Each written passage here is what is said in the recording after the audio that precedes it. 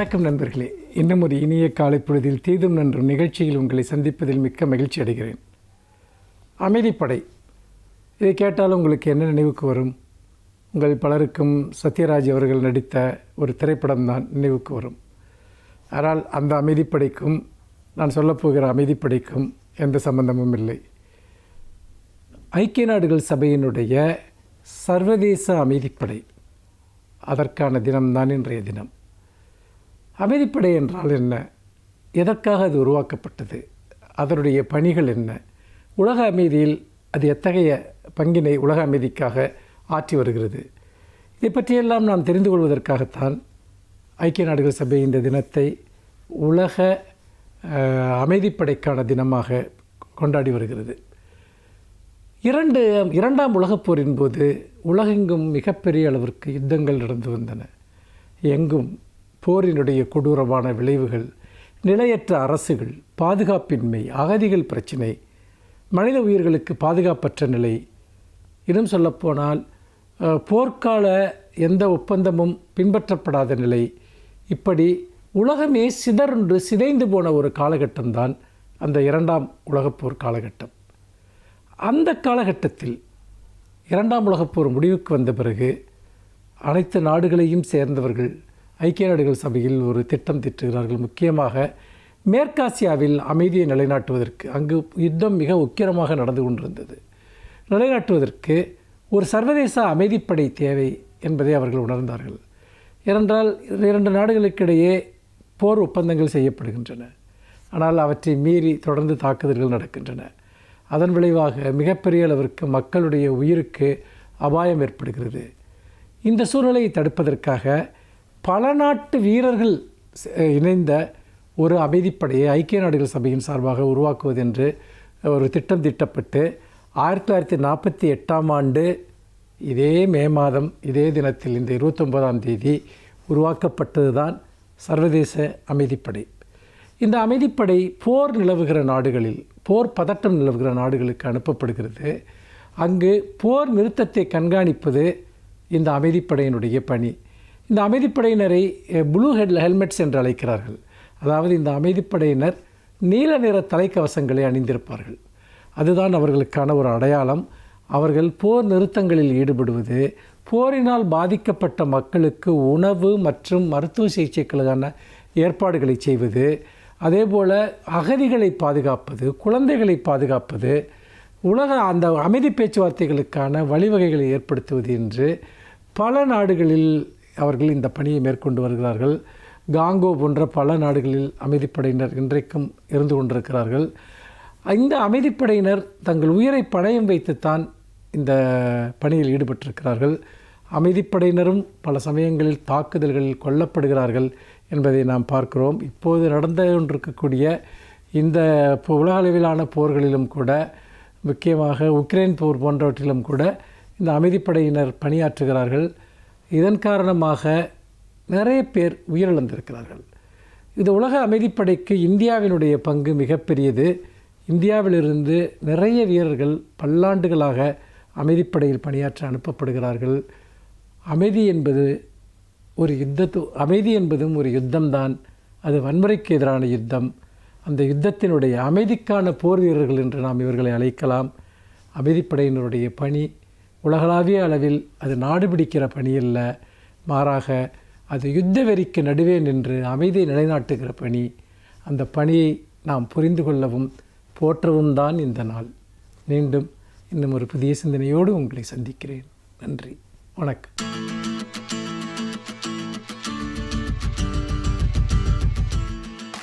அனைவருக்கும் என் அன்பு வணக்கம். பிரெஞ்சு புரட்சி என்று சொன்னால் இரண்டு பெயரினுடைய நினைவுகள் எல்லோருக்கும் வரும். உலகம் முழுவதும் ஒருவர் வால்டேர், இன்னொருவர் ரூசோர். சரியாக சொன்னால் இவர்களுக்கு முன்னோடியாக மாண்டெஸ்கியூ என்று ஒருவர் இருந்தார். அவருடைய பெயர் அதிகமாக பரவவில்லை. காரணம், பிரெஞ்சு புரட்சி தொடங்கியது 1889 93 வரைக்கும் நடந்தது. ஆனால் மாண்டெஸ்கியூ 1855 இறந்து போய்விட்டார். அவரும் பிரெஞ்சு புரட்சிக்கான அடித்தளமாக இருந்தார் என்பது ஒன்று. இந்த வால்டேர் ரூசோ 2 பேரும் பிரெஞ்சு புரட்சியினுடைய மிகப்பெரிய ஆதாரமாக விளங்கினார்கள். இந்த உணர்வை தங்கள் எழுத்துக்களால் தூண்டினார்கள். அந்த வால்டேர் பற்றியும் ரூசோ பற்றியும் கூட நாம் அறிந்து வைத்திருக்கிற செய்திகளில் பல மாற்றங்கள் உண்டு. இந்த இரட்டையர்களாக அவர்களை பல நேரங்களிலே நாம் பார்க்கிறோம். மார்க்ஸ் எங்கெல்ஸ் என்பது போல, பாரதியார் பாரதிதாசன் என்பது போல இரட்டையர்களாக வால்டேர் ரூசோவை பார்க்க முடியாது. 2 பேரும் சேர்ந்து பணியாற்றவில்லை. 2 பேரும் கூடுதலாக சந்தித்து கொண்டது கூட இல்லை. இன்னும் சொன்னால் ரூசோவை பற்றி கடுமையான விமர்சனங்களையும் வால்டேர் வைத்திருக்கிறார். பிரெஞ்சு புரட்சிக்கு பலரும் காரணமாக இருந்திருக்கலாம். ஆனால் அவர்களில் வால்டேர் தான் மிகப்பெரிய தனித்துவம் மிக்க சிந்தனையாளர்கள். ரூசோவுக்கு கொஞ்சம் மத நம்பிக்கையெல்லாம் உண்டு. ஆனால் வால்டேர் மூட நம்பிக்கைகளை எதிர்த்தவர், மத ஆதிக்கத்தையும் எதிர்த்தவர், கருத்துரிமைக்காக கடைசி வரையில் நான் போராடுவேன் என்று உறுதியளித்தவர். அவருடைய புகழ்பெற்ற அந்த தொடர் நாம் எல்லோரும் அறிவோம். வால்டேர் சொன்னார், உன்னுடைய கருத்துக்கு நான் நேர் எதிரான இடத்தில் தான் நிற்கிறேன். ஆனாலும் உன் கருத்தை சொல்லுவதற்கு உனக்கு உரிமை வேண்டும் என்பதற்காக நான் சாகும் வரை போராடுவேன் என்று சொன்னவன் வால்டேர். எனக்கு அந்த கருத்தில் உடன்பாடு இல்லை. நமக்கு ஆதரவான கருத்துக்காக யார் ஒருவரும் போராடுவார்கள். ஆனால் தனக்கு எதிரான கருத்தை கூட சொல்லுவதற்கு அவனுக்கு உரிமை வேண்டும் என்று போராடுவேன் என்று சொன்னவர் வால்டேர் தான். அவர் மதத்தையும் எதிர்த்தார் என்பதற்காக, ஆதிக்கத்தை எதிர்த்தார். குருமார்கள் தங்களினுடைய ஆதிக்கத்தை பயன்படுத்துவதற்கு நாட்டை கையில் எடுத்துக்கொள்ளக்கூடாது என்று வெளிப்படையாக சொன்னார். அதனால்தான் வால்டேர் இறந்த பிறகு அவருடைய உடலை புதைப்பதற்கு தேவாலயங்களில் இடம் கொடுப்பதற்கு கூட மறுத்துவிட்டார்கள். அவர் கடுமையாக இந்த மத ஆதிக்கத்தை விமர்சித்தார். நீங்கள் தற்செயலாக ஒரு அதிகாரத்துக்கு வந்திருக்கிறீர்கள், எனவே இந்த நாடே தங்களுக்காக படைக்கப்பட்டது என்று நீங்கள் நினைத்து கொள்ளக்கூடாது என்று சொன்னார். அதற்கு ஒரு மிக அழகான எடுத்துக்காட்டையும் வால்டேர் சொன்னார். அப்படி யாரும் சிந்தித்திருப்பார்களா என்று சொல்ல முடியாது. அவர் சொன்னார், இந்த மூக்கு இருக்கிறதே, இது நாம் அணிந்து கொள்ளுகிற இந்த கண்ணாடி தங்குவதற்கு ஒரு பாலமாக, ஒரு இடமாக அமைகிறது என்பது உண்மைதான். ஆனால் மூக்கு அதற்காக உருவாக்கப்படவில்லை. இந்த கண்ணாடிக்காகவா மூக்கு வந்தது? மூக்கினுடைய அடிப்படை நோக்கம் சுவாசிப்பது தான். அது இதற்கும் பயன்படுகிறது. எனவே நீங்கள் ஆட்சியில் இருக்கிறீர்கள், ஆட்சி அதிகாரம் உங்களுக்கு பயன்படுகிறது. ஆனால் ஆட்சியும் நாடும் மக்களும் உங்களுக்காகவே படைக்கப்பட்டார்கள் என்று ஒரு நாடும் கருதாதீர்கள். எப்படி மூக்கு கண்ணாடிக்காக படைக்கப்பட்டதில்லை மூக்கு என்பதைப் போல உங்களுக்காக படைக்கப்பட்டதில்லை இந்த நாடும் உலகமும் என்று மத குருமார்களை எதிர்த்து சொன்னவர் வால்டேர். வால்டேரினுடைய சிந்தனைகளே சில நேரங்களில் இப்படியும் சிந்திக்க முடியுமா என்று தோன்றும். நல்லவன் என்பதற்கு, நன்மை என்பதற்கு எது எதிர்ச்சொல் என்று கேட்டால் சட்டென்று நாம் எல்லோரும் தீமை என்று சொல்லிவிடுவோம். நன்மைக்கு தீமை தானே, நல்லவனுக்கு கெட்டவன் தானே எதிராக இருக்க முடியும். வால்டேர் சொன்னார், அப்படி அல்ல, the best is the enemy of good என்று சொன்னார். நல்லவன் என்பதற்கு எது எதிர்ச்சொல் என்றால் மிக நல்லவன் என்பது தான் என்றார். அது எப்படி மிக நல்லவன் நல்லவனுக்கு எதிராக இருக்க முடியும்? வேறொன்றும் இல்லை, நாம் இப்போது நல்லவர்களாக இருக்கிறோம், இங்கே சில கெட்டவர்கள் வந்து சேருகிறார்கள் என்றால் அவர்களால் நமக்கு எந்த கேடும் வராது. பாருங்கள் எவ்வளவு கெட்டவன், இவர் எவ்வளவு நல்லவர் என்று நமக்கு புகழ் கூடும். ஆனால் நம்மை விட மிக நல்லவர்கள் வந்துவிட்டால் எவ்வளவு நல்லவர், இவன் பரவாயில்லை அவ்வளவுதான் என்பார்கள். இந்த நல்லவனுக்கு எது கெட்டதாக இருக்கிறது என்றால் மிக நல்லதாக இருப்பது தான் கெட்டதாக இருக்கிறது என்று இப்படி நுட்பமாக வித்தியாசமாக சிந்தித்தவர் வால்டேர். வால்டேரின் நினைவு நாள் மே 30.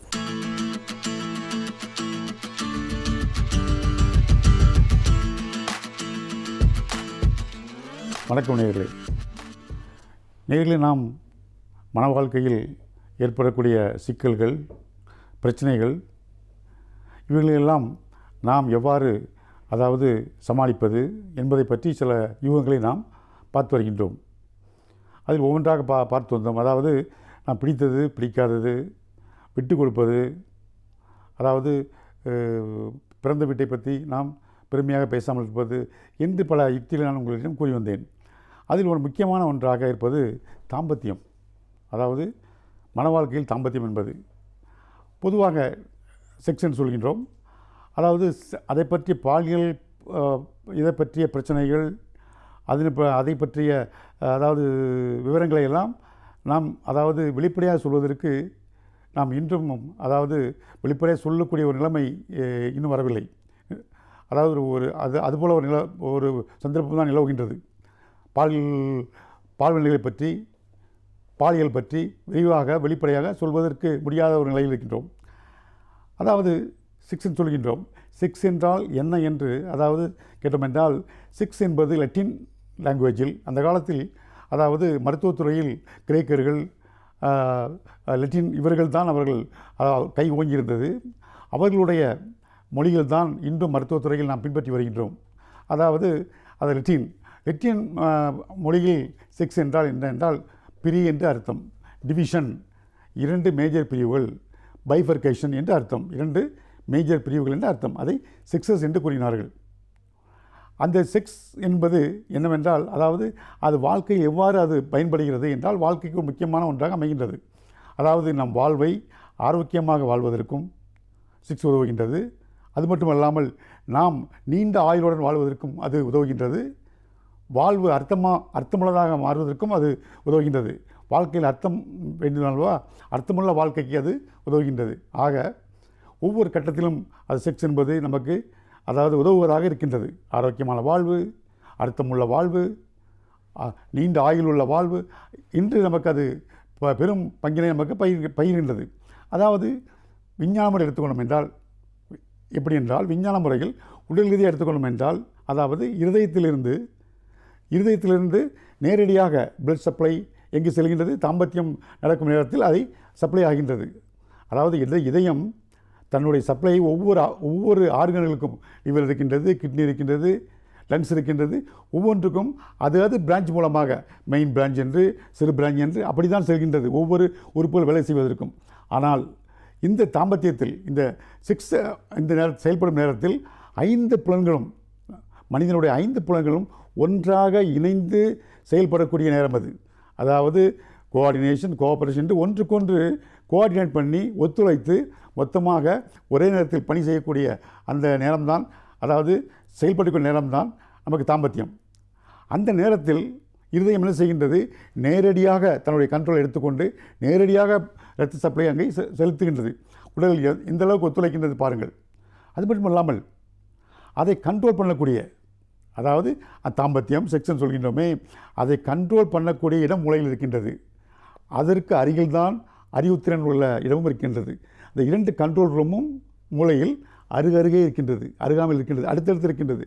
ஆகவே அதாவது அறிவுத்திறன் அதிகமாக இருந்தாலும் அது ஸ்டிமுலேட் பண்ணுகின்றது, இது அதிகமாக இருந்தாலும் அதை ஸ்டிமுலேட் பண்ணுகின்றது. இவ்வாறாக அடுத்தடுத்து இருக்கின்றது. எவ்வளோ ஒற்றுமையாக இருக்கின்றது. அது மட்டுமல்லாமல் அதாவது நாம் பார்க்கின்றோம், அதாவது உடல் மட்டுமல்ல உள்ளம் கூட, அதாவது தாம்பத்தியம் என்பது தனி மனிதனுடைய வாழ்க்கை, தனி மனித சுதந்திரம் என்றால் கூட இருவரும் இணைந்தால்தான் நாம் அதை செயல்படுத்த முடியும். அதே நேரத்தில் அதாவது அது உடல் சம்பந்தமான ஒன்றுதான், உறவுதான். இருந்தாலும் மனம் அங்கே முக்கியத்துவம் பெறுகின்றது. மனமும் அதில் பங்கேற்கின்றது. எவ்வாறு என்றால் திருப்தி. நமக்கு திருப்தி என்பது எப்படி கிடைக்கின்றது? நாம் உடல் மூலமாகத்தான் அதில் நாம் தாம்பத்தியம் என்பது கிடைக்கின்றது அந்த செயலில். அதே நேரத்தில் நாம் அதாவது திருப்தி என்று ஒன்று உண்டு. திருப்தி அடைந்தால் தானே நமக்கு திருப்தி என்று ஒன்று வரும். அது முடிவு கொண்டு வருவதற்கு ஒரு திருப்தி தேவைப்படுகின்றது. அந்த திருப்தி எங்கிருந்து வருகிறது? மனத்திலிருந்து வருகிறது, மனம். ஆகவே அதாவது தாம்பத்தியத்தில் உடல் ரீதியாக இருந்தாலும் உள்ளமும் முக்கியமாக ஒரு பங்கை ஏற்றுக்கொள்கிறது. ஆகவே இது வாழ்க்கைக்கு முக்கியமான ஒன்று. இருந்தாலும் நாம் அதாவது செக்ஸ் என்ற வார்த்தைகளை சொல்வதற்கு நம்முடைய சமுதாயத்தில் சில ஸ்டிக்மாக்கள் இருக்கின்றது, அடைமொழிகள். அது மட்டுமல்லாமல் பட்ட பெயரெல்லாம் இருக்கின்றது. வெளிப்படையாக சொல்வதற்கே முடியாத ஒரு சந்தர்ப்பம் நிலவுகின்றது. அதனால்தான் இன்று அதாவது என்ன சொல்கின்றார்கள் என்றால் வாழ்வியல் மருத்துவம், வாழ்வியல் கல்வி என்று சொல்கின்றார்கள். அதாவது வாழ்வியல், அது மருத்துவவியல் கல்வி அப்படி என்று சொல்கின்றார்கள். குடும்பவியல் கல்வி என்று கூறுகின்றார்கள். அதை நாம் அழகு தமிழில் சொல்ல வேண்டும் என்றால், நம்முடைய அழகு தமிழில் அர்த்தமுள்ளதாக சொல்ல வேண்டும் என்றால் அதுக்கு தாம்பத்தியம் என்று சொல்லலாம். தாம்பத்தியம் என்பது ஒரு புண்ணியமான வார்த்தை, ஒரு கண்ணியமான வார்த்தை. நாம் அதை பயன்படுத்திக் கொள்ளலாம். ஆகவே தாம்பத்தியம் மனிதனுடைய திருமணத்தில் தாம்பத்தியம் என்பது முக்கிய பங்கு வகிக்கின்றது. தாம்பத்தியம் இல்லாமல் திருமணம் இல்லை, தாம்பத்தியம் இல்லாத திருமணங்கள் அதாவது நிலைக்கலாம். ஆனால் திருமணம் இல்லாத தாம்பத்தியங்கள் நிலைத்ததாக சரித்திரமில்லை. ஆகவே தாம்பத்தியம் என்பது ஒரு முக்கியமான ஒன்றாக இருக்கின்றது. தாம்பத்தியம் அதுவாக நம்முடைய சமுதாயத்தில் எடுத்துக்கொள்ளும் என்றால், திருமணத்திற்கு அப்பாற்பட்ட தாம்பத்தியத்தை சமூகம் ஏற்றுக்கொள்வதில்லை. அது கண்டிக்கத்தக்கது, அது தண்டிக்கத்தக்கது. நம்முடைய சமுதாயத்தில் திருமணத்திற்கு அப்பாற்பட்ட தாம்பத்தியம், ஒரு பாலியல் உறவு என்பதை சமூகம் ஏற்றுக்கொள்ளுமா? ஆணாக இருந்தாலும் சரி, பெண்ணாக இருந்தாலும் சரி ஏற்றுக்கொள்ளாது. அதே நேரத்தில் திருமணத்தின் மூலமாக நாம் அடையும் தாம்பத்தியம் இருக்கின்றதே, அதற்கு நம்முடைய சமூகம் என்ன கூறுகின்றது? அதை ஒரு புண்ணியமாக நினைக்கின்றது, ஒரு கண்ணியமாக நினைக்கின்றது, ஒரு மரியாதையாக நினைக்கின்றது. நமக்கு ஒரு மரியாதையும் கிடைக்கின்றது அந்த தாம்பத்தியத்துக்கு. அதை சாந்தி என்று கூறுகின்றோம். மன அமைதி, சாந்தி முகூர்த்தம் என்று கூறுகின்றோம் அல்லவா? திருமணத்தின் மூலம் அதை அடையும் பொழுது அதனுடைய கண்ணியமும் அதனுடைய மதிப்பும் கூடுகின்றது. ஆகவே திருமணத்தில், தாம்பத்தியத்தில், அதாவது இந்த தாம்பத்தியம் ஈடுபடும் போது அதில் சில கட்டுப்பாடு இருக்கின்றன. எழுதாத சட்டம், அது எழுதாத சில சட்டங்கள் இருக்கின்றன, சில கோட்பாடுகள், விதிமுறைகள், கட்டுப்பாடுகள் எல்லாம் இருக்கின்றன. நம்ம சமுதாயம் அதை அமைத்து தந்திருக்கின்றது. ஒரு செயல் இருக்கின்றது வைத்துக்கொள்வோம். ஒரு செயல் இருக்கின்றது, அந்த செயலில் ஒரு லிமிட்டேஷன் இருக்கும். அந்த லிமிட்டுக்குள்ளே நாம் இருக்க வேண்டும்.